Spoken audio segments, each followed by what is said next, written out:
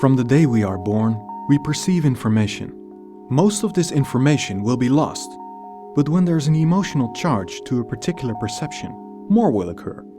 Eventually, our brain will process these observations as images and paste them into our personal scrapbook next to all other images we have collected throughout our life. The billions of nerve cells in our brain ensure that the right information is transmitted and that it is ready for use.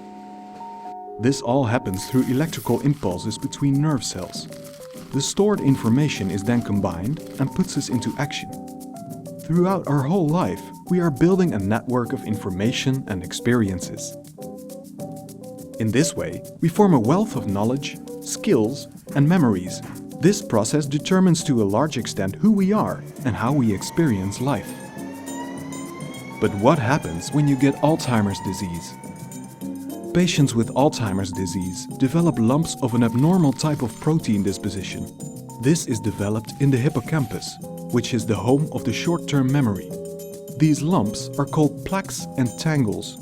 The plaques and tangles impede electrical impulses between the brain cells, whereby information can no longer be transmitted.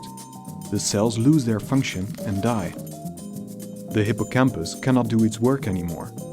New impressions will no longer be stored in the scrapbook and will be lost immediately.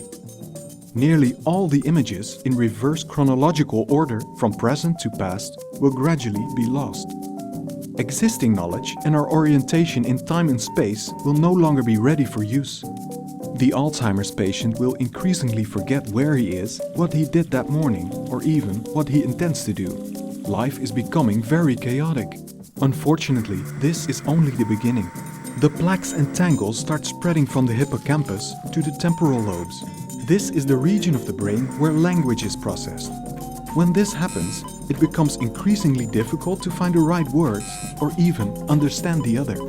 This is called aphasia, which literally means speechlessness. The disease proliferates from the temporal lobes to the parietal lobes, where our sense of touch, vibration, pain, and spatial awareness lie. We can now no longer master our limbs and eyes. This causes agnosia, loss of ability to recognize persons, objects, sounds, odors, etc. The plaques and tangles reach the frontal lobes next. The frontal lobes govern our self-consciousness, our intelligent thinking, and our ability to recall memories. With the deterioration of the frontal lobes, we lose our identity. An Alzheimer's patient now begins slowly to lose his or her ability to find logical solutions, estimate situations, and make plans. Hereafter, the plaques and tangles invade the part of the brain where emotions are regulated. When this happens, the patient gradually loses control of moods and feelings. Before last, the disease moves to the part of the brain which makes sense of things it sees, hears, and smells. In this stage, Alzheimer's wreaks havoc on a person's senses and can spark hallucinations.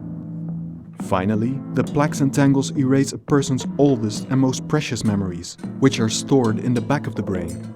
Near the end, the disease compromises a person's balance and coordination.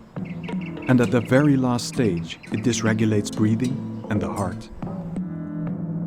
The progression of Alzheimer's from mild forgetfulness to death is slow and steady and takes place over an average of 8 to 10 years. It is relentless and for now, incurable.